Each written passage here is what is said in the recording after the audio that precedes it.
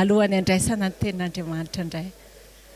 Mbola mamerina sy manona fiadanan'i Jesosy amintsika tsirairay avy amin'ny tivy maraina vaovao ity dia alohan'ny izarako indray ary anaovako ny anjarako dia ndaontsika hivavaka. Ray masina tsara indray izay ny an-danitro amin'ny anaran'i Jesosy Kristy avy any Nazareta. Mbola midera sy mamay voninahitra anao izay. Mankasitraka indrindra satria famindraponao sy ny fahasoavanao mbola natafajoro anay. Mankasitraka indrindra Jesosy satria nomenao anay maimaimpona indray izany androany. Misy fotoana izay tsy mahatsiaro akory mangataka an'izany fahavelomana izany fa ianao manome anay an'izany. Mankasitraka feno Jesosy satria ianao mitahiry ny ainay. Ianao mbola mahatozao anay. Ianao mbola mampijoro anay. Voninahitra dia anao irery ihany.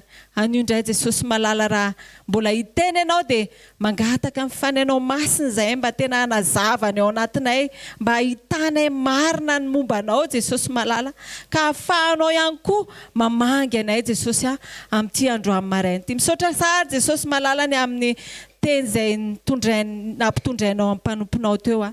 Voninahitra dia anao irery ihany. Ary raha mbola ampiteny ianao Jesosy dia aoka tsy hisy hilatsaka ny tenina dia iray ary tsy hisy hihoatra ihany koa. Mankasitraka sy mamay voninahitra anao izay Jesosy malala dia midira ato anatin'ny fonay indray Jesosy malala, makivaky anay ianao mba hahitanay marina Jesosy malala amin'ny famangina manokana amin'ny anaran'i Jesosy Kristy avy any Nazareta. Aleloia. Amen. Mazaho toerana tompoko. Aleloia. Tena marina tokoa ny tena mpanompon'Andriamanitra hoe amin'izao andro farany izao dia tena hita mihitsy hoe tena misy ny andro mahory. Ary tena manao izay hery mihitsy ny fahavalo tena hoe isika zanak'Andriamanitra ny kororohany amin'izao andro farany izao. Tena taratra be dia be mihitsy hoe tena maro ny zavatra hoentin'ny Satana amin'ny rivotra n'izao tontolo izao tena hoe haminganana antsika mba tsy ho amin'Andriamanitra tsika. Tena izay ny tena zavatra tena tediavin'ny devoly farany indrindra dia izao hoe izao sy ianao tafatsaraka amin'Andriamanitra. Nefa izao kosa hoe araka ny teny mpanompon'Andriamanitra toa tena mahagaga mihitsy satria fanay masina marina dia iray ihany, tena iray mampiasa ny olona dia ny tenin'Andriamanitra, ny lohatenin'ny tenin'Andriamanitra izay hoentiko amintsika dia hoe iza ianao anatrehan'Andriamanitra ary iza ny fahalalanao an Jesosy ary ahoana ny lanja omenao azy izay efa ao anatinao. Tsy haiko tsika isan'andro isan'andro ve mety hoe mba mametraka an'izany fanontaniana izany hoe iza marina ianao anatrehan'i Jesosy. Rehefa mandeha eny amin'ny andavanandrom-piainanao ve ianao dia mba manontany hoe tena iza marina eo anatrehan'Andriamanitra. Andaontsika tonga dia hamaky ny tenin'Andriamanitra ao amin'ny Luka 4:4 2:telopolo. Luka 4:4 2:telopolo ka hatramin'ny 2:10. Amin'ny anaran'i Jesosy manao hoe ary nidina tany Kapernaum tanànan'i Galilea Jesosy ka nampianatra ny olona tamin'ny sabata. Dia talanjona ny olona tamin'ny fampianarana satria nisy fahefana ny teniny. Ary nisy olona tao amin'ny sinagoga izay nanana fanahin'ny demônia maloto dia niantso tamin'ny feo mahery izy ka nanao hoe indrisy mofa ninona kory izao izay sy ianao ry Jesosy avy any Nazareta, avy andringana anay va ianao? Fantatro fa ilay masin'Andriamanitra ianao. Fa Jesosy ny teny mafy azy ka nanao hoe mangina ianao ka mivoa aminy. Ary ny demônia no namotraka azy teo afovoan'ny olona dia nivoaka taminy nefa tsy nahatratra azy. Ary talanjona avokoa izy rehetra ka niresaka hoe manao ahoana izao teny izao? Fa amin'ny fahefana sy hery no andidinin'ny fanahy maloto eo dia mivoaka ireo. Ary ny ely teny amin'ny tany manodidina rehetra ny lazany. Ary no nitsangana niala tao sinagoga Jesosy dia niditra tao an-trano Simona ary azo nitazo mafy ny rafozam-bavin'i Simona ary izy ireo nangataka tamin'ny hasitrana azy. Dia nitsangana teo akaikiny izy ka niteneny mafy ny tazo dia niala tamin-dra vehivavy izany ary nitsangana niaraka tamin'izay izy ka nanompo azy ireo. Aleloia. Ajantsika hatreo amin'ny 7:telopolo. Teto dia jerentsika ao amin'ny andin'ny 7:telopolo dia milaza hoe ny demônia dia nahafantatra hoe izy Jesosy. jereo tsara fa na ny démonia ary tena manaiky marina amin'ny fahefan'i Jesosy hoe zany Jesosy zany ange ka ilay masin'Andriamanitra e. Androantsika tena tiako hiverina ny ao anatintsika hoe izy Jesosy aminao ary izy ianao eo anatrehan'i Jesosy. Izy ve dia tahakan'ilay olona hoe olona tsotra mifankazatra amintsika isan'andro sa ilay mpanjaka nanome antsika ireo hery sy fahefana izay natolotry Adama tamin'ny tao Edenareo. Androany zasanao antsika merina amin'ny fisainantsika hoe manana an'izay Jesosy izay tsika ao anatintsika. Aza vela ho fono anatintsika izany hoe rehefa nandray an'i Jesosy angentsika dia izao hoe tsarovy hoe manana izay hery sy fahefana izay tsika ao anatintsika.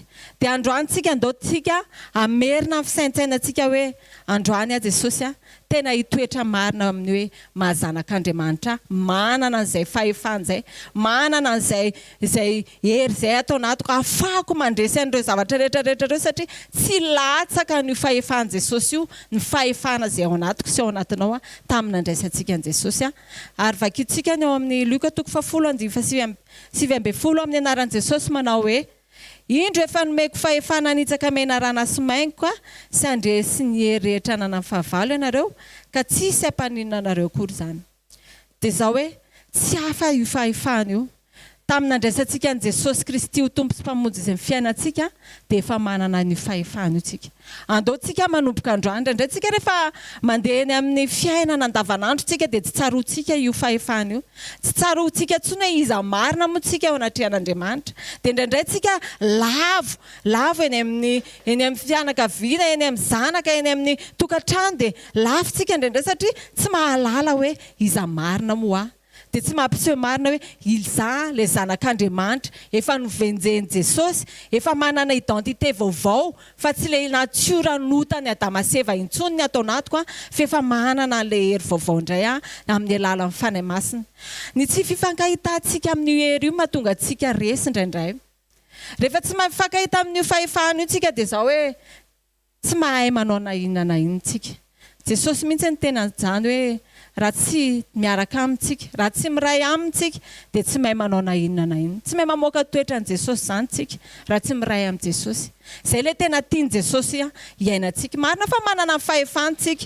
Misy fotoana amin'izao andro farany izao dia voly dia mamily an'io fahefana io indraindray satria lasa mahatonga an'ilay mpanompon'Andriamanitra indraindray hoe rehefa tena manana ilay fahefana, rehefa mahafantatra ilay fahefana izy dia lasa mivily amin'ny zavatra hafa ilay fahefana dia lasa mandeha lasa mivarotra an'ilay ohatran'ny hoe ilay ositra izy satria manana ilay fahefana, mamaly ilay fahefana, mamaly ilay ositra ao anaty dia lasa mivily ilay izy. Fa androany ianao na zasy ianao andaotsika merina amin'ny fisaintsainantsika hoe manana an'izay fahefana izay tsika. Afaka androaka ny démonitsika, afaka hanohatra amin'ny fahavalontsika satria manana an'izay fahefana lehibe izay tsy latsaka ny an'i Jesosy tsika izay ao anatintsika. Ny fahavalo dia mahalala tsara amin'ny fahefan'i Jesosy. Isika zanaka manahoana mifametrahantsika an'ilay tompon'ny fahefana sy etỳ tany sy any an-danitra. Raha sendra olantsika dia mila mifankahita amin'ny fahalehibeazan'ny herin'Andriamanitra izay miasa ao anatintsika io. Aza mihevitra izany ianao hoe miady rery izany eto amin'ity tany ity. Tsy miady rery izany tsika. Fa ireny zavatra ireny dia ataon'Andriamanitra hiara-miasa mahasoa ny fiafaran'ireny zavatra ireny. Fa izao sy ianao fotsiny mila mifankahita amin'ny Jesosy ao anatin'ny fotsika hoe ahafahantsika mihoatra ilay zavatra alefa amin'ny fahavalo eo amin'ny fiainantsika. Tena marina hoe misy tsy mora ireny zavatra iainana ireny indraindray satria zavatra iainana sy ny sedra alefa n'Andriamanitra indraindray dia izao hoe izahana toetrantsika hoe tena mitoetra amin'Andriamanitra marina ve izao sy ianao. Aza mieritreritra ianao hoe Andriamanitra raha tsy fanahy dia haka fanahinao. Tsy marina. Andriamanitra dia tena hoe lehibe, Andriamanitra tena tia antsika. Jereo tsara fa averiko foana izany isan'andro isan'andro rehefa tonga eto hoe Jesosy ilay tena tia antsika. Andriamanitra tena tia antsika satria zanan'ilay tokana no natolona antsika. Dia inona ny tsomeny antsika izay ny tenenin-tenin'Andriamanitra fa tena manana an'izay hery lehibe izay antsika ao anatintsika satria Jesosy nanolotra ny ainy hamonjy azy ianao. Ny ao amin'ny Jaona 1:4-5 manao hoe anaka, ianareo dia avy amin'Andriamanitra ary rehefa naresy ireny satria lehibe izay ao aminareo noho izay ao amin'izao tontolo izao. Tsarovy fa misy an'izay lehibe izay ao anatiko sy ao anatinao. aza vela tontony fahavalo zany ianao hoe tsy manana an'izany ianao. Misy fotoana manko rehefa tena mandeha loatra tsika mifankazatra amin'Andriamanitra, ohatrany hoe mandeha routine fotsiny fiarahantsika amin'Andriamanitra dia lasa etikety fotsiny sisa hoe kristianina zasy ianao, dia tsy mahatsiaro tsony an'izay fahefana izay, tsy mahatsiaro tsony an'izay hoe efa misy lehibe indrindra ato anatiko, ahafahako haresy an'ilay fakapanahy, ahafahako hihoatra an'ilay sedra mety mahatonga ahy ho kivy etỳ ambony tany. Fa izao androany zao sy ianao miteny tenin'Andriamanitra eto hoe lehibe izay ao anatinao. Ary efa naresy ireny Jesosy teo amin'ny hazo fijaliana dia izao maheresitsika tsirairay avy satria tsy mora ny fiatrehana izao fiainana izao amin'izao andro farana izao satria mafy mimafy foana ny zavatra rehetra. Fa izao sy ianao dia mila manana persévérance amin'ny fivavahana miaraka amin'ny Jesosy. Araka ny tenin'Andriamanitra mandrakariva manao hoe mivavaha ka aza mitsahatra. Zay ny fivavahana sy mivavaka amin'ny fiainam-bavaka dia tahaka ny rivotra, tahaka ny oxygène eo amin'ny fiainan'ny kristianina. Raha vao tsy ampivavaka tsika dia resy ny fahavalo tsika. Tsy mahatsiaro an'io fahefana io, tsy mahatsiaro hoe lehibe izay ao anatinao rehefa tsy manana an'izay fiainam-bavaka matotra izay tsika. Ka manomboka izao tsika, andao tsika tena hiahery amam-bavaka, hiahery amin'ny fiombonana amin'ny Jesosy satria tsy mahay manao na inona na inona tsika raha vao tafasaraka amin'ny Jesosy. Mila mahalala sy mifankahita amin'ny hery sy fahefana ao anatiko zaho sy ianao. Tsarovy fa isaky ny tsy mifankahita amin'ny hery sy fahefana ao nomen'Andriamanitra sy ianao hoe zaho sy ianao dia tonga ny fahakiviana, tonga ny fararana. Lasa resy mifankapanahy tsika eo amin'ny nofo satria maninona tsy mifankahita hoe misy an'ilay lehibe ato anatiko. Jereo fa betsaka ny zavatra mitranga eo amin'ny fiainana tsy mampifaly indraindray. Indraindray mety hoe ilay ao amin'ny akaikinao mihitsy mizaha toetra anao hoentin'Andriamanitra, ampiasain'Andriamanitra hoe tena iza marina ianao, iza marina ny identité anao. Dia fa izao raha vao tsy mahalala an'Andriamanitra marina izao sy ianao dia dobo ao anatin'izay fahakiviana izay sy mifaresena amin'ny fakapanahy eo amin'ny nofo. Ny fakapanahy dia eo amin'ny nofo. Fa Andriamanitra tsy maka fanahy ny olona izany, fa ny devolo no maka fanahy ny olona eo amin'ny nofo. Tsarovy tsara izany. Io fakapanahy io dia ohatra ny hoe fahatezerana. Misy ohatra hoe alefa ny Satana ohatra ny olona anankiray mahatonga anao ho tezitra, dia rehefa mamaly an'iny ianao ny fakapanahy dia safidin'ny olona ny handray azy na tsy handray azy. Jereo tsara fa Jesosy arenge zanak'Andriamanitra ao amin'ny Luka 7:1-2 hatramin'ny 12 manao hoe ary rehefa natao batisa ny vahoaka rehetra ary Jesosy koa efa natao batisa sy ny vavaka dia nisokatra ny lanitra. Ary ny fanahy masina nidina teo amboniny ka ny endriny dia tahaka ny voromailala. Ary nisy feo avy any an-danitra nanao hoe ianao ny zanako malalako, ianao ny sitrako.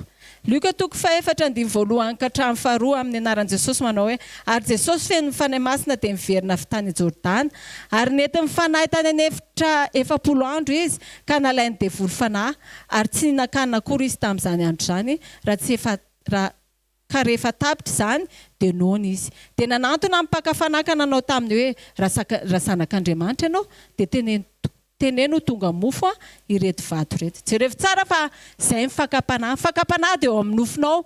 Fantatry ny devoly tsara mihitsy hoe inona ny zavatra mahalava anao. Fantany tsara mihitsy hoe inona ilay zavatra matetika mampalava anao eo amin'ny nofonao io. Fantany tsara mihitsy hoe eto raha vao kitiany eto ty nofony ty dia mamaly amin'izao ty olona ty. Tsarovy izay zavatra izay. Andriamanitra tsy mba manome anao fakapanahy izany. Fa Andriamanitra tena tianao ary mampandresy anao amin'ny alalan'ny teniny izy fa izahoanao fotsiny mila mifankahita amin'Andriamanitra ahafahantsika mandresy an'io fakapanahy io eo amin'ny nofontsika. Ka manomboka izao tsika andao tsika tena ho feno ny tenin'Andriamanitra. Tsisy afa-tsy ny tenin'Andriamanitra ihany sy mivavaka no ahafahantsika mandresy ny fakapanahy eto amin'izao tontolo izao. Jereo fa Jesosy teto iaho dia Jesosy zanak'Andriamanitra. Manaiky angamba antsika tsirairay avy hoe zanak'Andriamanitra Jesosy. Jesosy zanak'Andriamanitra nefa tena hoe tonga ny fakapanahy. Tonga ny fakapanahy lefa ny devolina atonga fiahiahina marina teo amin'ny Jesosy hoe tena zanaka marina ve za? Raha zanaka ve za dia tena ataonona tahaka izao. Raha zanaka ve za dia hoentina eto amin'ity hazo fijaliana ity. Raha zanaka ve za dia tena tokony higoka an'ity kapoaka mangidy ity. Fa izao Jesosy tena nanana firaisana tamin'Andriamanitra izy dia afaka nandresy mifakapanahy Jesosy dia afaka tonga namonjy atsika izy ahofaty teo amin'ny plasitsika izy dia ndaontsika tena hoe hanolotra an'izay fitiavantsika n'Andriamanitra izay amin'ny mahatena zanaka atsika mandresy mifakapanahy eo amin'ny nofo ary ametraka n'Andriamanitra ho sarobidy indrindra eo amin'ny fiainantsika. Mino fa nananjara voaray ianao androany avy amin'Andriamanitra.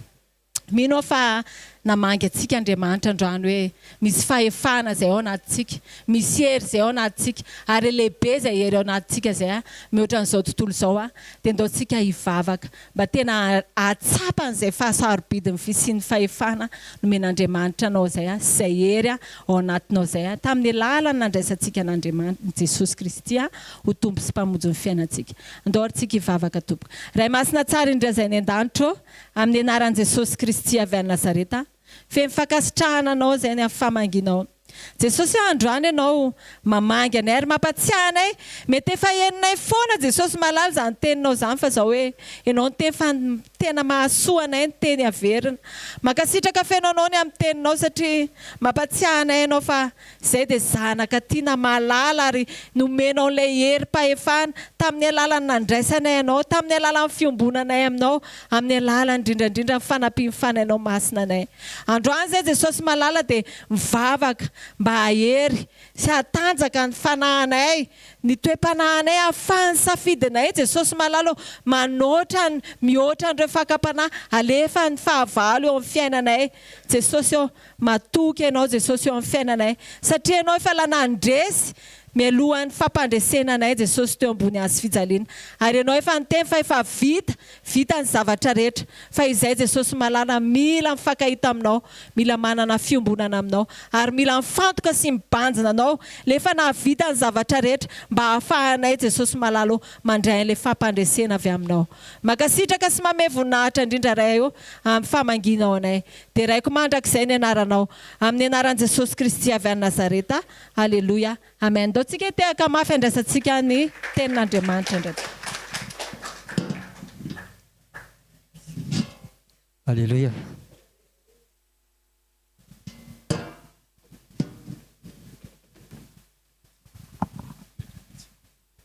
Alléluia.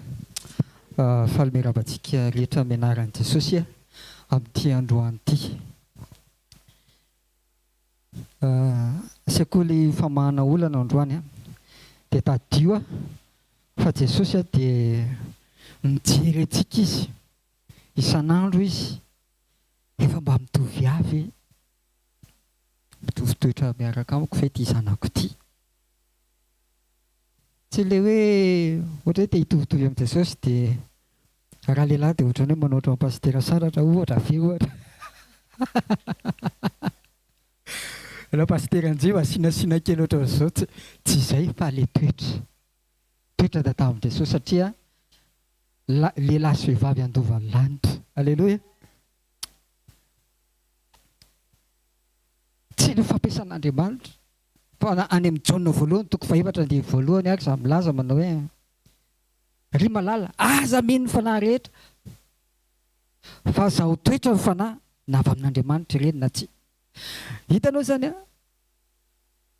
mety misy olona ampiasain'Andriamanitra fa tsy manana ny toetra n'Andriamanitra. Zaho toetra ozy izy dia hitandreo mamaika amin'ireny zavatra tranga be da be tao amin'izao tontolo izao ireny fa betsaka izy amin'izao araka ny sorata amin'ny Baiboly fa andro farany izao. Nanomboka tany amin'ny testamenta taloha ka hatramin'izao dia mijery toetr'Andriamanitra. Jery any Abrahama izy molaza ny Hébreo toko fa 1:17 hoe finoana no nanaterany Abrahama any Isaka ary nizahany toetra izy. Andriamanitra mizaha toetra fa dia voly maka fanahy. Raha mialoana ny situation anankiray zany ianao dia eo Andriamanitra dia eo dia voly manao hoe io fa eto ny malavava zaka ny tenen'ny mpanompon'Andriamanitra eto foana ny toetra mahatratra anazy isako mihetsika eto mampinamana anay fa Andriamanitra te hitanao io fa mandresy ilay toetra ianao. Alleluia. Hitanao mizaha toetra zany Andriamanitra io fa mandresy dia sanatria mbola tsy tanteraka ao amin'ilay toetra ianao dia zao izy manana hetaheta teneny Jesosy efa mba ela hoe mba manangedaheta tsy anana nyty toetry ty tsony efa te hamoaka le vokatra io fanafoana ako fa zao eto tratra foana Jesosy dia sambatra nona sy mangedaheta amin'ny famarinana fa izy no vokisana. Alleloia. Ianao hoe te hamoaka an'le fanahy fotsiny, te hamoaka an'le toetra fotsiny fa tsy mba fanirianao mihitsy ve ny anana an'ilay izy na anana etaeta le izy Jesosy teny efa leo an'ity toetrako tia engany ny tsirairay avy eto amin'ity androany tia divany olona ny toetra manomboka androany amin'ny anarana Jesosy. Misy zavatra zay fa tsy tianao mihitsy dia fantatrao mihitsy hoe eto mahatratra enina ny zanako ary mahafantatra hoe dada zao eneny zao fa zao kosa mbola misy fanantenana. Raha mbola misy etaeta ao anatinao dia mbola misy fanantenana satria anampy ianao amin'ny fanamasina amaly ny etaetanao Jesosy ary ho sambatra ianao araka ilay teny teo hoe sambatra ny nona sy mangetaeta amin'ny fahamarinana fa izy vokisana. Alleluia. Hitanao le toetra ao anatin'ilay izy dia voalazan'ny Jakoba koa toko voalohany dia fahatelo satria fantatrareo fa ny fizahan'ny toetra ny finoanareo dia mahatonga faharetana. Raha be finoana be fotsiny izany fa tsy dia tsara toetra tsy mety. Dia hitanao tsara nanomboka tany amin'ny Genesisy raha tsara toetra ianao izy dia miramirana moa Andriamanitra mantsy ny Kaina. Izany io zany hatrany amin'ny Genesisy ka hatramin'ny Apokalypsy dia io toetra foana jeren'Andriamanitra izay fibe dia zao mandoantsika angetaeta mety tsy nananantsika le izy mety efa niezaka namoaka tamin'ny herin'ny tena tsikitsika tamin'ny fotoana rehetra fa za kosa te hilaza aminao fa raha tena etaetanao le izy dia tsy hamela le irery Jesosy. Fanamasina koa hanampy anao tianao mivoaka ty toetra ity ny fiombonanao amin'ny tsara voalohany dia tahaka izany koa ne Petera reny dia efa nanontanitaniny Jesosy mihitsy hoe efa nanisa mihitsy ny Petera impito zany no tokony mamela heloko. Dia toetra neny Petera zany tapitra le toetra tsara any amin'ny famivalona any amin'ny mitema zany efa tsy izy tsony fa nieritreritra n'izy hoe fa mipitony ihany dia efa ampy zay zay rehefa votofo be izy mandro mavita an'le izy fa mety tsy niteny fotsiny dia nampitomony Jesosy fitopolo le mpito nieritreretiny Petera 490 7 fois 70 ka hitanao le miaraka amin'ny tompo dia fanehoana ny toetrany. Zakantsika indray ny Apokalypsy toko faharoa dia faharoapolo aza matahotra sy efa hiaretanareo endro ny devoly efa nao ny sasany aminareo tranomaizina mba ho voazaha toetra ianareo. Hitanao toetra mandeha foana mety misy tranomaizina mety mandalanao mety tranomaizina tsy hita maso any tokantrano any fiarahamonina any am-perinasa any fa zao izy dia rehefa tonga izay fotoana izay mety manao ny ataony devoly fa mizaha toetra Andriamanitra hoe efa mandeha avy mba fary avy eo amin'ny toerana misy anahy io samy monimonina. Ao ny Apokalypsy toko faharoa andimy fahaenina koa kanefa zao ny toetranao halanao ny asan'ny ekôla hita zay halako. Ianao zany mila manao toetra makahala fahotana rehefa tonga ao anatinao zay tsy makahala mpanoty ianao fa maniry ny hanafahana an'izy ireny ihany koa. Dia tonga aminao ny fitiava vokatra io fanahy zany dia miara-miasa foana mba hamonjena amin'ny fotoana rehetra. Misy ny tena tsy voavonjy mihitsy ny olona raha tsy tena mivoaka le tena toetranao le toetranao izay iandrasan'Andriamanitra aminao dia tena zavatra lehibe dia zao mila manararotra ianao ny tombonandro omen'Andriamanitra anao andininao ny tenanao. Asan'ny apôstôly toko faharoa andehany faharoa fantatro ny asanao sy ny fitelezainainanao sy ny faharetanao sy ny tsy fahazakanao zay mpanao ratsy ary anao efa nizaha toetra zay milaza ny tena ny apôstôly ka mitsisy ary hitanao fa mpandainga izy tsy hoe mitsara ianao fa mitandrina ianao rehefa hitanao zany hoe hoay ampiasain'Andriamanitra ty manana ny tanan'Andriamanitra izy nefa tsy tsara toetra dia tadio tsara feo amin'ilay klasen'i Jesosy tsy akasotrahany izay. Mety efa le mpaminany sandoka izy izay mandehandeha manao ny asany nefa tsy araka amin'ny fon'Andriamanitra.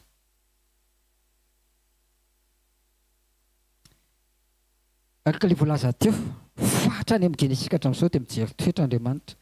Jaonina voalohany toko fa efatra dia voalohany ry malala aza mino ny fanahy rehetra fa zaho toetra ny fanahy na avy amin'Andriamanitra ire na tsy satria maro ny mpaminany sandoka efa lasany aminareo.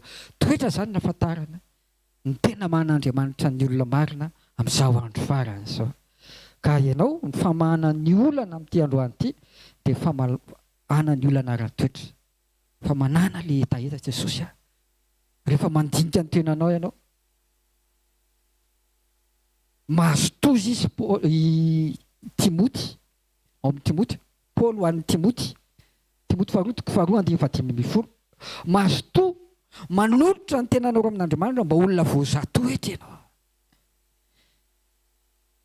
Dia mpiasa tsy mahazo henatra mizara tsara ny teny fahamarinana.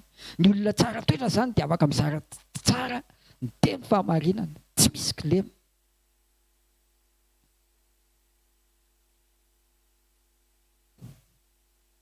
Ary izany na voan'ny tamin'ny andron'ny zanak'Israely taloha. Zareo tena lasa ny hodikodina, lasa ela be vao tonga tany amin'ny destination izay tian'Andriamanitra tongavana. Ao amin'ny Hébreux 4:7 izay nakany ny razanareo fanahy tamin'izany toetra tandremo ianao mizaha toetra an'Andriamanitra. Ary nahita ny asako 7 taona izy. Mety mahita ny asan'Andriamanitra ianao, mety ampiasain'Andriamanitra ianao fa tandremo mizaha toetra an'Andriamanitra. Fa ekeo an'Andriamanitra. Fotsiny Jesosy ty toetra tia mbola tsy tovizanao amiko. Tia ny tiako esorina. Efa betsaka ny bebaka ny amin'ity toetra ity. Fa tena mba mangetaheta mba hampio ahy Jesosy. Dia hitanao fa ivan'ny olana ara-toetra ao amin'ny fiainanao. Hitsangantsika hifavaka. Raha tsara indrindra amin'ny anaran'i Jesosy. Araka izany teny izany tompo, nanomboka tany amin'ny Kainy ianao dia efa nilaza hoe ara-tsara toetra ianao. Any amin'ny Apokalipsy eo mananatra ny fiangonana fito tany Azia Jesosy dia efa miteny ny toetra ianao. Eo ny fampiasanao fa ny toetra ny tena mahaliana anao Jesosy. Ary hatramin'ny farany dia vokatry ny fanahy dia tokony ho hita eo amin'ny toetra ny zanak'Andriamanitra marina.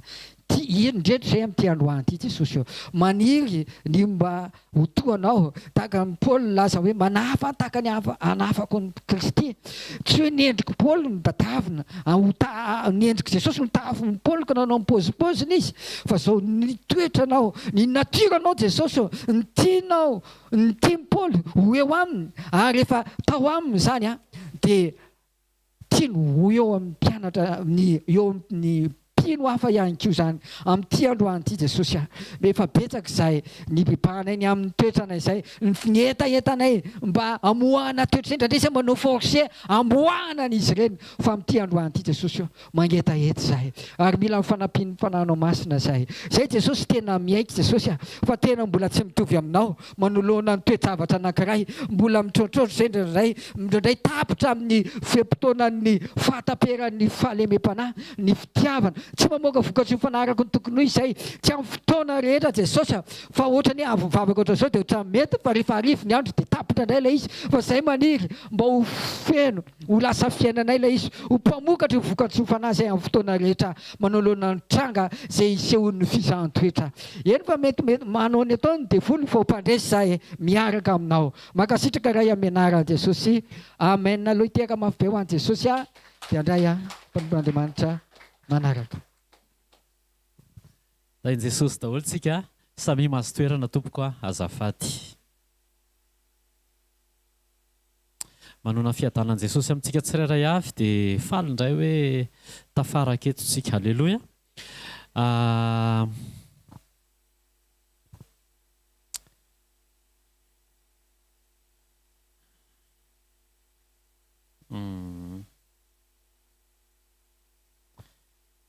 Fankatoavana zato isan-jato sy tanteraka no mahafaly an'Andriamanitra. Amen.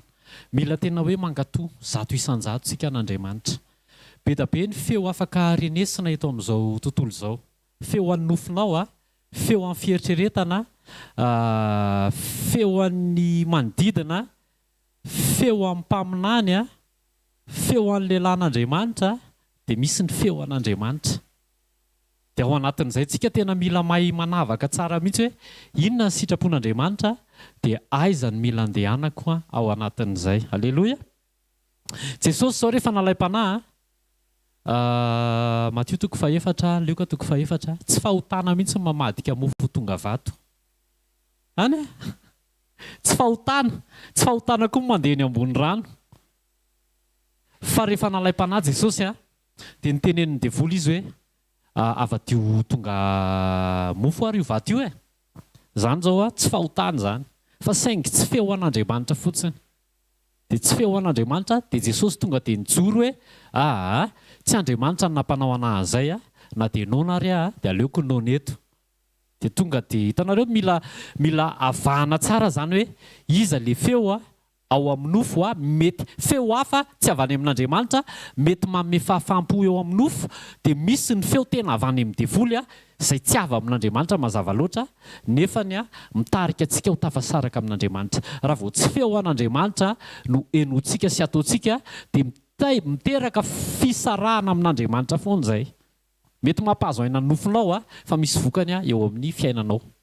Dia izay sekoly famana olana, ny olana eo amin'ny fiainantsika vokatry ny décision raisitsika ihany. Io tsisy raha mahomby ny fiainantsika nandray décision tsara avy amin'Andriamanitra tsika. Raha misy olana eo amin'ny fiainantsika nisy décision fanapa-kevitra ny raisitsika tsy avy amin'Andriamanitra, dia niteraka olana teo amin'ny fiainantsika. Jesosy nalaim-panahy tsy fahotana ny mamadika vato ho tonga mofo, fa nasain'Andriamanitra nataony ve le izy. Sa ny nofo ve no mibaiko anao anao an'ilay zavatra, sa devoly ve no nibitsika taminao na naniraka anao na nanome saina anao, sa sentiment ve. Ny valiteny mahazo amin'ireo na ny isa mahazo amin'ireo dia Andriamanitra rery ihany. Rehefa nataon'Andriamanitra, nasain'Andriamanitra ho ataonao dia izay no ataovy. Aleloia. Jaona 10:12 izao no voasoratra amin'ny anaran'i Jesosy. Ary raha mbola teo amin'ny fisakafoanana hariva, ary Jodasy Iskariota zanak' Simona efa nomeny devoly saina raha teo hamadika azy. Devoly ny nanome saina ny Jodasy hamadika an'i Jesosy. Io tolotsaina io naomby teo amin'ny Jodasy. Voavadika Jesosy sa tsy voavadika? Vita ny Jodasy ny namadika, teo zany ny famadihana kristianina voalohany. Vita ny Jodasy ny namadika an'i Jesosy, tolotsaina avy any amin'ny devoly. Ny fahombiazana tsy voatery hoe avy any amin'Andriamanitra irery. Mety misy zavatra mireusir eo amin'ny fiainantsika, fa sao dia saina avy any amin'ny devoly, fa ny fiafarany no mamaritra azy, fa tsy le hoe naomy venao androany. Fantatritsika fiafaran'ny Jodasy fa tena niroraka ny tsinainy. Loza. Misy koa zao ohatra hoe fiheverana, ohatra hoe anisa tahiry ianao. Ohatrinona izay ny ekônomiako? Firy zao nisa amin'ny vahoaka? Anao recensement, andeha zao ny élection dia andeha ny recensement. Tsy raha izay fomba hoentin'izareo manao anazy anazy izay. Fa atao amin'ny Baiboly misy ihany koa ny saina natolotry Satana any Davida. Tantara voalohany 1:20 amin'ny anaran'i Jesosy. Tantara voalohany 1:20 dia izao voasoratra hoe ary Satana nitsangana ampidi-doza tamin'ny Israely. Dia inona no nataony? Ka nanome saina any Davida anisa ny Israely. Jerevy tsara, misy ny tolotsaina avy any amin'Andriamanitra, fa misy ny saina omeny Satana. Dia rehefa vakitsika io tantara voalohany 1:20 io dia Joaba lehilahy endry. Endry Joaba, dia rehefa niteneniny Davida mpanjaka Joaba hoe dana isao ny vahoaka, dia niteny Joaba hoe 7 Jehovah ne ampitombo ny olona ho injato toy izao na firy izy. Ohatrany hoe na tsy saina range tsy maninona fa vahoakanao ihany ireo kanefa ny amin'ny mampanjaka ny Davida dia tsy maintsy nakatoa any Davida i Joaba. Hitantsika ny olana nateraka io fa ao amin'ny andininy tantara voalohany 1:20 eo amin'ny andininy 12 dia nasaina ny safidy loza anankitelo Davida hoe iza amin'reto loza reto ara no hosafidianao. Hoe mosary telo taona ve sa fandringanana eo alohan'ny fahavalinao 3 volana raha tratry ny sabatra ny fahavalinao ianao, sa ny sabatra Jehova dia arety mandringana no amely mitoy le izy. Zany hoe vokatry ny saina tsy avy amin'Andriamanitra dia misy loza foana, misy olana foana. Noho zany sekoly famana olana androany, aleo tsy maika mandray décision. Alléluia. Aleo miandry. Mety hoe tsy mamotsina ny avy andraso eo Paoly fa Jesosy reto marina. Amen. Ny olana eo amin'ny fiainantsika dia vokatry ny fanapahan-kevitra tsika ihany, fanapahan-kevitra diso. Ary ny akamaroan-dreny dia fanapahan-kevitra avy any amin'ny devoly, décision avy any amin'ny devoly, tolotsaina avy any amin'ny devoly, fa tsy fahampiana discernement no mahatonga antsika miroboka ny anatin'ireny. Tsy voatery fahotana le izy fa tsy avana amin'Andriamanitra fotsiny dia tsy maintsy mijinja. Ohatra fahatelo, Mpanjaka voalohany 7:12. Indraindray tsika mankato olona mihoatra noho ny fankatoavana an'Andriamanitra. Indraindray tsika tsy ratsy akory ny hoe manontany mpanompon'Andriamanitra, fa indraindray tsika maika akany amin'ny mpanompon'Andriamanitra, akany amin'ny mpaminany, akany amin'inona, mihoatra noho ny makany amin'Andriamanitra direct. Io Mpanjaka voalohany 7:12 io dia tantarana lehilahy an'Andriamanitra sy mpaminany antitra. Ato aloha tsy voasoratra hoe mpaminan'Andriamanitra ve, fa mpaminany antitra fotsiny izy aloha. Lehilahy an'Andriamanitra nahazo parole direct avy any amin'Andriamanitra. Fa lasa izy noho ny pression, donc hoe pression sy ny titre dia lasa nankatoa mpaminany antitra, na dia efa nahazo teny no mivantana avy amin'Andriamanitra ary. Dia hitantsika fa maty atenatena mpitaona, tsy tanteraka nisan'ny androny. Andaontsika ny melanja mihoatra an'Andriamanitra. Tsara ny manaja olombelona, tsara ny mandray teny avy any amin'Andriamanitra amin'ny alalan'ny mpanompony sy ny sisa, fa mihoatra lavitra noho zany ny fahafahantsika mandre ny feo an'Andriamanitra mitokana. Alléluia. Rehefa neno ange ny trompetra, tsy hoe pastera trompetra ve zay? Fa za manokana dia mandre an'le izy, ianao manokana dia mandre an'le izy. Zay ny tenenin Jesosy ny ondriko mahalala ny feoako. Alléluia. Mila mahafantatra ny feo an'Andriamanitra tsika, dia mila manana antoko tsika hoe zay le feo an'Andriamanitra. Alléluia. Tsy maninona maka confirmation any amin'ny pasteur ohatra hoe misy an'izao pasteur ahoana. Confirmer le izy hoe ok, tsy ok. Fa eto dia teneniko tsara hoe tandremo tena mpanompon'Andriamanitra ve le angatahanao hevitra aloha. So dia olona, so dia mpaminany antitra fotsiny, na so dia mpaminany mibala, na mpaminany tsy fantatra. Azonareo tena mila avao tsara, fantaro amin'ny teny zarainy hoe sy ny fiainany hoe tena izy tokoa ve izy. Alléluia. Alléluia. Indraindray tsika mampiteny na mamelanja ny hita maso, mihoatra noho ny tsy hita maso dia le atao anaty. Fiteniko matetika hoe indraindray tsika mankatoa pastera, fa tsy ny vehivavy moa zany mankavoa pastera miteny, eny tompoko, eny tompoko, fa vao mivady miteny. Surnom no mipetaka, iteny indray tsy mety zany, mila amboarina zany. Alléluia. Indraindray tsika tia pastera, ny lehilahy indray ny resahako eto. Za aloha tena tia amin'ny paster Rodolphe ary tena tiako be. Fa ny tenin'Andriamanitra miteny, alohan'ny hitiavako amin'ny paster Rodolphe, tiako aloha ny vadiko, tsy maintsy tia ny vadiko aloha. O veto, mihaino ve aloha tsika e? Fiainantsika nge zany tenenina zany e, fiainako aloha zany ao fitiniko le izy ny fankatoavako an'Andriamanitra ny tena zava-dehibe. Ny fandrenesako an'Andriamanitra ny tena zava-dehibe. Mila mamaky baiboly tsika. Mila mamaky baiboly dia mila zay foana le tenenin'ny mpanompon'Andriamanitra hoe raha tenenina eto amin'ny altara kanefa mifanohitra amin'izay nasain'i Jesosy natao, mandiny tena. Miela any a na za miteny an'izany hoe zavatra tsy asain' Jesosy atao no asaiko ataonareo mialahy tena tsy izy iny fa tsika aloha amin'ny anaran'i Jesosy tsy ho tonga amin'izany mihitsy tsika rehetrarehetra amen. Mila manjeha an'Andriamanitra ianao omeo lanja Andriamanitra. Ny fankatoavana an'Andriamanitra ny tena zava-dehibe. Misy zavatra indraindray tsy fahotana fa ataontsika satria te hampahazoaina ny nofontsika. Dia inona ny tombony? Amin'ny mety tombony nofo ianao, samy mety tombony an'Andriamanitra.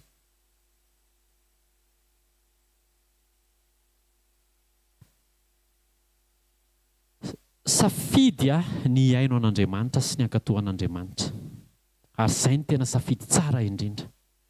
Mienoa an'Andriamanitra dia mankatoava an'Andriamanitra. Amen. Tapitra ny anjarako ndao tsika hitsangana. Za mahita fa mbola tsy tara. Matoantsika mbola velonaina androany. Mbola tiantsika Andriamanitra. Amen. Matoantsika mbola nomena fotoana mety nisy safidy diso tany aloha. Fa fotoana re zao hoe hiverenana ao amin'Andriamanitra. Fotoana zao hamerenana ny zavatra tsy mety rehetra amin'ny tokony ho izy. Alleluia. Raha mbola velonaina ianao mbola misy antenaina. Mety nisy fotoantsika nankato olona mihoatra no Andriamanitra. Mety misy fotoantsika mandray décision hampifaly ny nofo satria ohatra ny hoe mijaly ny ankonana. Alleluia, rangaty atao any fa raha pitsy ho hita eo izay hanaovana azy. Dia nandefitra Andriamanitra. Dia mimeny tombonandro nefa tsika androany. Andao hiverina. Andao tsika teny amin'i Jesosy hoe tia Jesosy anao zato isan-jato. Atolory an Jesosy ny sainao. Aoka tsy sain'ny Satana afaka hibitsika izany. Fa ho velona ny discernement anao manomboka androany avita ianao hamantatra hoe saina avy any amin'ny Satana izany. Izany tena fihevitr'Andriamanitra izany. Jesosy ndreto izay manolotra ny tenanay ho anao androany Jesosy. Raisinay ny ranao hanadio ny fisainana rehetra Jesosy ka tsy hisy saina ahazo anay ankoatra ny fisainanao sain'i Kristy. Mety maro ny etaeta eo amin'ny nofo izay tsy avy aminao. Kanefa aoka ny avany aminao ihany Jesosy no ankatoavanay. Jesosy misaotra ny amin'ny toerana izay asianao anay tsirairay avy. Misaotra ny amin'ny mpanomponao izay mitondra teny. Misaotra ny amin'ny tsirairay avy izay ampiakarinao eto Jesosy. Aoka ho velona ny discernement anay Jesosy ary indrindrindrindra aoka izay hanana fiombonana manokana aminao. Mba ahafahanay mamantatra. Ahafahanay miorina tsara ary ahafahanay mitombo. Mifono izay Jesosy ny amin'ny décision diso rehetrarehetra tany amin'ny lasa. Fa manomboka androany hieno anao izay. Ankatoanao izay. Izay ataonao eo Jesosy dia je t'aime be foana. Misaotra Jesosy amen. Andao tsika hitehaka mafy ho an'i Jesosy andraisantsika mpanompon'Andriamanitra. Alleluia. Afaka mipetraka tsika. Tain'i Jesosy daholo tsika rehetra. Misy fotoana ny anaran'i Jesosy ny hanomboantsika eto. Misy fotoana tsy haiko nareo na ohatran'izay, tsy haiko ny pasteur hafa na ohatran'izay.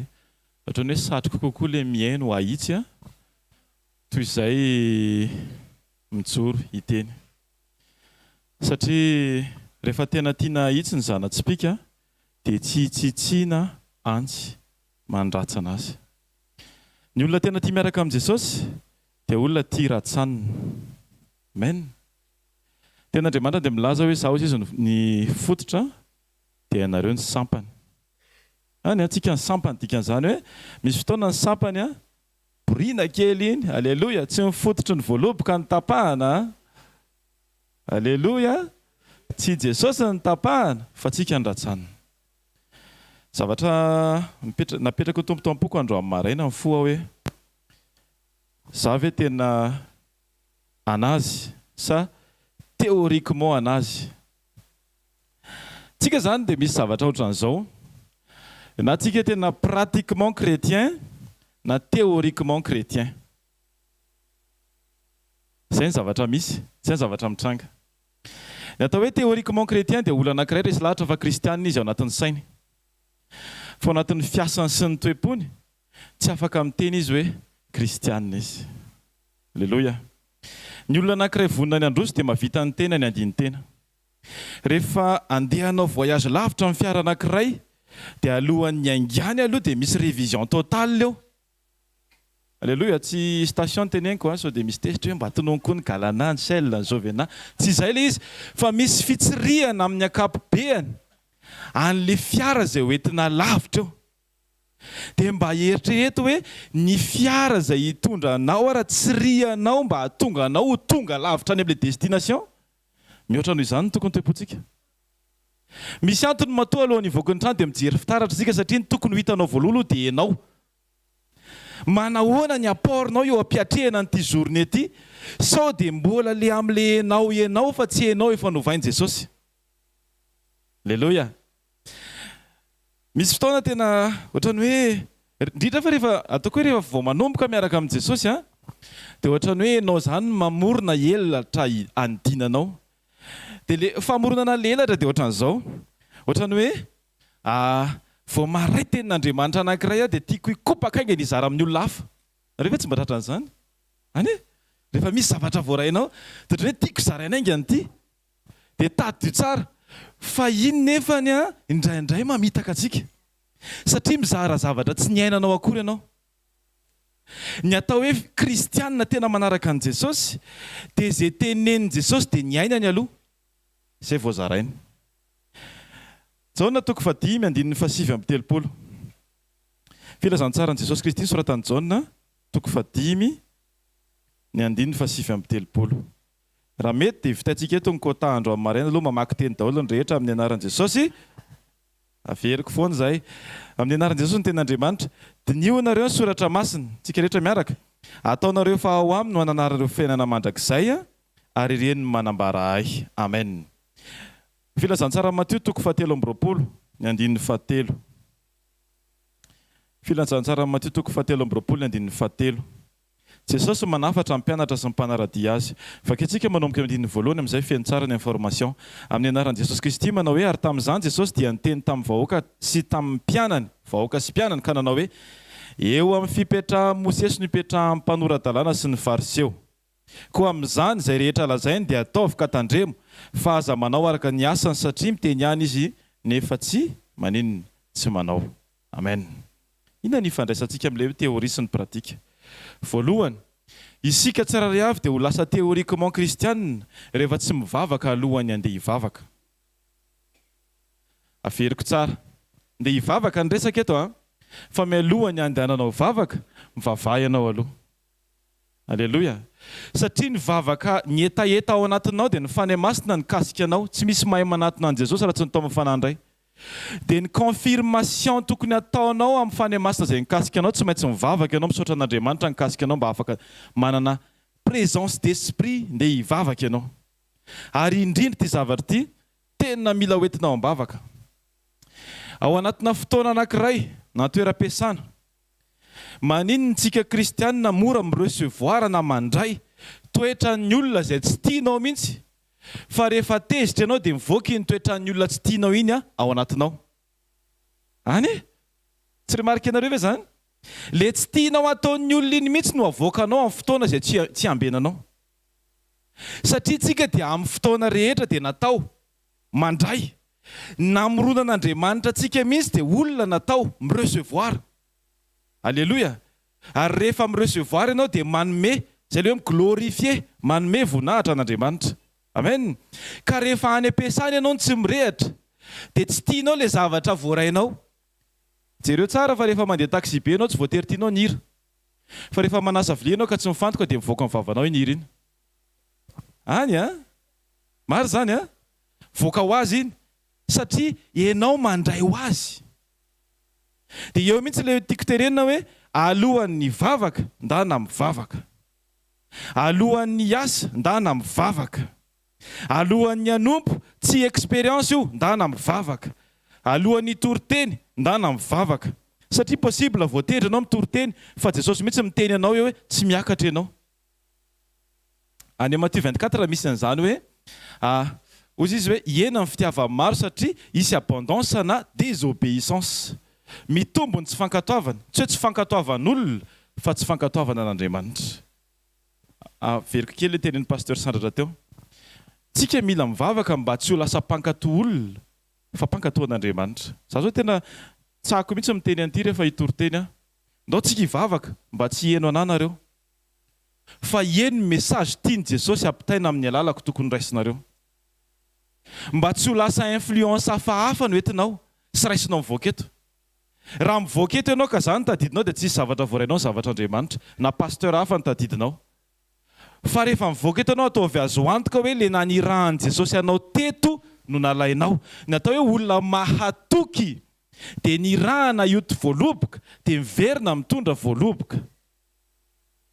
Alleluia.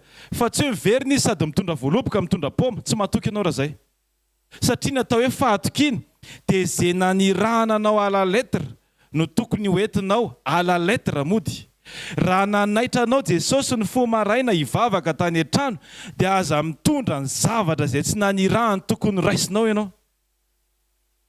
Zany eny midisodra ny message raisitsika ty am-piangonana indraindray. Satria tsika mirecevoir ny zavatra rehetra. Satria ianao tsy nivavaka alohan'ny hivavahanao. Zay no antony hoe misy olona hiakatra eto dia mivavaka aloha tsika mba hifanaraka amin'ilay programan'i Jesosy any am-pon'ilay olona izay ampiasainy ny zavatra voaraintsika tsirairay avy. Ozy ny ten'Andriamanitra hafahafa be ty tenen'i Jesosy ty tamin'ny voalohany zany tena ohatrany hoe ahoana ary zany nisy fotoana mantsy a nirahany zay efa ataoko hoe 10 taona lasa angamba zay dia voalohany mihitsiny nanao fitoriana tao amina fiangonana anankiray fiombonana fiangonana anankiray ny koralina zay noetiko zany dia tanatin'io nazary gaga hoe hoay to manasa anay izy a nefany a tsy mitovy le rafi-piangonana sotran'izany dia io ten'Andriamanitra io meny tompo anao hoe tena atao jereo tsara daholo ny zavatra tokony atao a ary raiso zay zavatra tokony raisina ary ny fany masina mpianatra anao hidécortiquer tena zay mihitsy le izy hoe décortiquer hitanao ohatra ny akoho mitsaingo ka lohan'ny vavan'ny akoho a ano moa zany lohan'ny vavan'le akoho iny azotsika angamba zany kely blitse kely le izy fa manandrama ianao amin'ny tananao mandray akotra ohatran'izao. Nisy fotoana mpianatra nampanaovin' Jesosy an'izay exercice raha mamaky ten'Andriamanitra tsara ianao. Nampisakafo olona tsy omby 5 izy. Rehefa vita ny sakafo tadio tsara fa rehefa maky ny ten'Andriamanitra iny a dia naseny mipetraka teo amin'ny ay maitso ny olona. Maro zany a. Dia nina mofo ny olona, maro zasa tsy marina. Voky ny olona, maro sa tsy maro zany. Tsika mety hoe mbola tsy voky tsy maninona. Taovy amainina fotsiny. Ao a. Fa rehefa vita ny fitoriana dia nasena nanangona amin'izay poto-mofo ireo. Fa manandrama ianao manangona poto-mofo anaty bozaka. Andramo. Misy bozaka eo dia misy poto-mofo dia mameno sobika iray avy isaky ny mpianatra.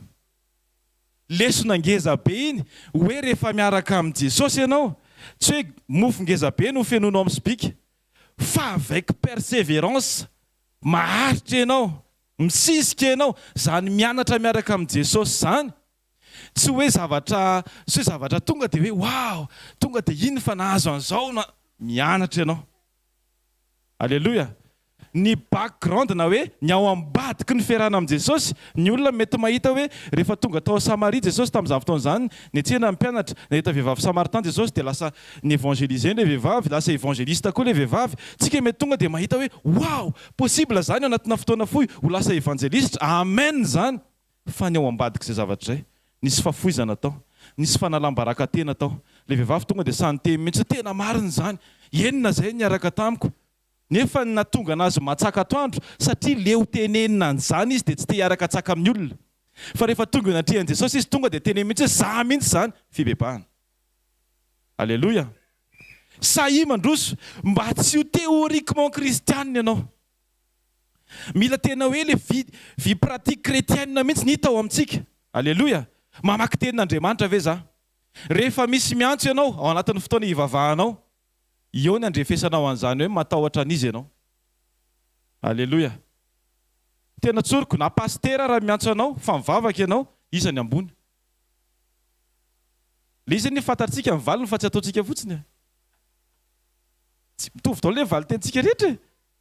Fa maninona mipratika an'izay tsy mitovy. Satria les convictions tsy mitovy. Ozy izy Jesosy hoe ny olonanareo dinianareo ny ten'Andriamanitra. Diniana. Tena hoe le Salame 139, 23, 24. Dinio Andriamanitra dia rehefa dinian'Andriamanitra dia diniako ny ten'Andriamanitra. Tsy mijery an'i Jesosy mihitsy tsika. Hébreu 12 milaza mibanjina an'i Jesosy. Jesosy jerena dia hitanao ny valeur ny ten'Andriamanitra. fa tsy hoe tenin'Andriamanitra nataonao théoriquement eo. Za aloha tena mitsotra aminareo fa aleoko lavitra tafiditra any amin'ny mandrakizay tsy mahafantatra koa reo viany Jesosy no avy. Alléluia. Azonareo ve zany? Toy izay anao étude eschatologique be nefa mifantatro izy hoe iny Jesosy fa tonga fa za tsy lasa. Tsy amen zany rahalahy. Aleo tsara firaisana amin'Andriamanitra. Le jiolahy teo ambony azy fijaliana tsy nanao étude biblika lava be. Tsy midika izany hoe tsy ilaina mianatra satria ny fototry ny maha-kristianina mpianatra aloha. Fa nisan'andro tsika tokony sekoly fianarana foana. Ovahana le olana vazao, tsika aloha mila mivaha. Eo nivon'ny fiarahamonina zany hoe olona mivaha zany tsy norme. Fa ao am' Jesosy zany olona mivaha zany tena hoe misokatra ho anahy iny olona iny. Sahy ianao mba anisan'ny olona misokatra ho an'i Jesosy. Amen. Misokatra ho amin'ny tenin'Andriamanitra. Amen. Sa hoe ianao mahatadidy tenin'Andriamanitra tena hoe ny ao anatin'ny sainao tena tadidy vao miteny Jaona toko voalohany zao zany rahalahy filazam-pahefanan'Andriamanitra ny lazan'Andriamanitra hoe azo hery ianareo. Vao miteny tena Jaona toko faharoa atao akany zany rahalahy toko fahatelo, Nikodémosy zany rahalahy toko fahaefatra, vehivavy Samaritain zany toko fahavalo, le vehivavy nijangajanga toko fahasivy, le jamba toko faha 12, iza moa zany Lazarosy. Mety hainao tsenjery daholo ny zavatra rehetra ny ao anatin'ny Baiboly, fa rehefa midona amin'ny problème anankiray ianao dia lasa le passé anao no mivoaka. Tsy izy zany, théorie daholo zany, fa le izy pratika. Ny amaranako azy hoy ny tenin'Andriamanitra, ianao raha mahatoky amin'ny kely dia ho tendrena mpanapaka amin'ny be. Azoko antoka fa nisy tenin'Andriamanitra ray voarainao hatramin'izay. Aoka ianao mahatoky amin'iny. Iaino iny aloha. Aza mitaky zavatra hafa, aza manao ohatran'ny zazakely hoe sady hoentinao aty nalakely isan'andro izy dia izay hitanao tsy maintsy dongina. Ny any an-trano mety mbola nisy tsy mivaha akory ny kilalao fa izay hitanao dia dongina. Dia indray ny fiainantsika kristianina koa ohatran'izany. Tsy nijoira le bienfait an'le tenin'Andriamanitra efa niraisinao tamin'ny herinandro akory ianao.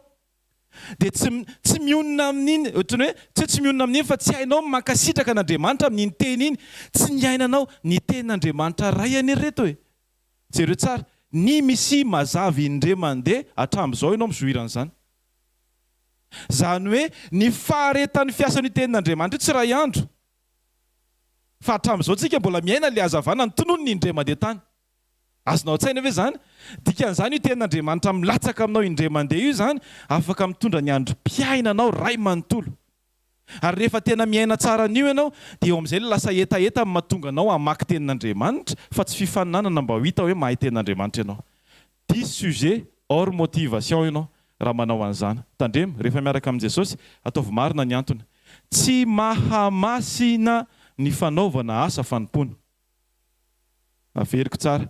Tsy hatonga anao lasa masina ny fanaovanao asa fanompona. Tsy hatonga anao lasa masina ny maha-pasterana. Tsy hoe rehefa pastera dia masina d'office, diso zany a. Fa ny fanamasinantena dia fo voatokana ho an'Andriamanitra aloha, alleloia, dia manokana ny tenako ho an'i Jesosy. Confirmation le fanokanako ny tenako ny fanatanterahako ny antsony anahy. Alleloia. Fa tsy hoe tia dia tonga dia rehefa pastera dia tonga dia masina d'office le izy, tsy hoe idiko mety asiko kolatra aty dia idiko. Dia eritreretra anao fa tena motina tsisy ohatr'izany. Mety ny zipo ny vehivavy mety tsy ny ankitro kely mety ny ankitro kely ny namany. Zany hoe lava hatrany ariana any. Fa tsy midika zany hoe mety amin'i Jesosy a. Alleloia. Le izy tsy zavatra ivelany. Aza mety tsara velatsia aminao ianao. Alleloia. Ny hypocrisie anao aminao ihany, ny anahy aminahy ihany no mahatonga na very. Tsisy responsable hafa hatonga na ho very. Za ny tompon'andraikitra. Dia tia naitra antsika raha mifo maraina ihany ka tonga aty ndao hiaraka amin'i Jesosy. Alleloia. Tsy hoe hanenjika taxi be dia aveo indray hanenjika taxi be mody. Tsy izay. Fa rehefa tena vahana ny olana, alleloia, tsika aloha mila vahana voaloha. Manasana hoe tsangana. Alleloia. Mevonahitra an' Jesosy. Raitsy indrindra masina mandrakizay misaotra anao zay. Ny amin'ny teny rehetra izay entinao indray anitsinanay sy anamboarana anay. Misaotra ny amin'ny mpanomponao izay ampiasainao. Misaotra Jesosy ny amin'ny fitiavanao satria matoy ianao mbola miteno anay tsirairay avy. Tena tianao izay hiova. Tianao izay hijoro. Tianao izay hitsangana. Tianao izay indrindra hiaona aminao amin'ny fotoana hiverenanao Jesosy. Tsy olona théoriquement fotsiny ato an-tsaina. Fa ny andavanandrom-piainanay ho hita hoe tena velona eo amin'ny fiainanay ianao Kristy. Aoka izay ho takony. Fenao ny hita Andriamanitra. Amin'ny anaranao mpanjaka sy tompon'ny tompo. tehirizy zay Andriamanitra. Mbo tsara fifantohana aminao isan'andro isan'andro. Azoto ivavako na maraina na atoandro na hariva na aiza toerana misy anay Andriamanitra, aoka tsy saka na tonga anay tsy ivavaka zany. Alleloia. Vavaka izay Jesosy mba hanana fahasahina amin'ny fijoroana. Ny teninao dia milaza fa mahay ny zavatra rehetra izahay ao amin'ilay mampahery anay. Mahay mivavaka amin'ny fotoana rehetra izahay, mahay mamaky baiboly amin'ny fotoana rehetra. Tsy hoe rehefa nany taxi be dia matahotra ny hamaky tenin'Andriamanitra sao dia lazain'ny olona fa hoe pastera be. Jesosy androany izahay mila mijoro ho vavolombelona. Aoka tsy ny t-shirt anay fotsiny misy hoe Jesosy, fa ny fiainanay mihitsy ny misy Jesosy. Alleloia. Isan'andro mba ho kristianina marina izahay, mpanaradianao Kristy fa indrindra mahatoky ary mpankatohanao Kristy. Amin'ny anaranao Jesosy misaotra anao zahay ny amin'ny teny rehetra. Amen. Amen. Afaka mipetraka tsika.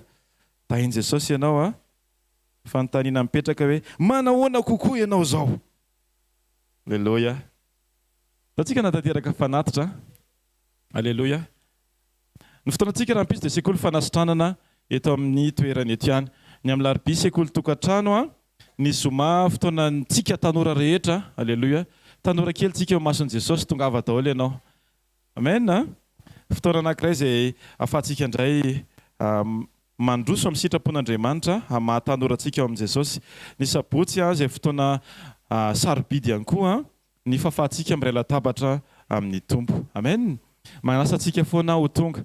Aza dino ny miaino ny radio 90.8 FM izay mitaizantsika koa hananantsika fiainam-panatafajoro foana. Any tandremo fa ny fiovan'ny fotsika dia miankina amin'ny zavatra henontsika matetika. Tandremo. Indraindray dia mety hoe ianao tsy resy lahatra amina zavatra anankiray fa rehefa henonao ilay izy dia lasa fiainanao na tsy resy lahatra ary ianao. Jodasy tsy hoe teraka izy dia carrière envisagée tao anatiny ihany hoe mpangalatra. Tsy nanao an'izany Jodasy. Hoe nisoratany tao hoe ho mpangalabolan'ny tompo na hoe mpamadika ny tompo. Tsy izay. Fa ny zavatra nitsakotsako anazy tao anatin'ny fony tao no lasa fahalotoana sy fahotana ho azy. Tandremo ny zavatra henoinao. Fa iny ny zavatra lasa zavatra hinoinao. Tandremana tsara hoe aiza ny andehanana ary averiko tsara mihitsy ny tenen'ny mpanompon'Andriamanitra teo aloha hoe henoy tsara Jesosy ina ny zavatra tokony atao. Aza maiky na zavatra efa hay ary tsisy zavatra voafehantsika izany ny tena marina fa tsika mila fehezin'ny tenin'Andriamanitra.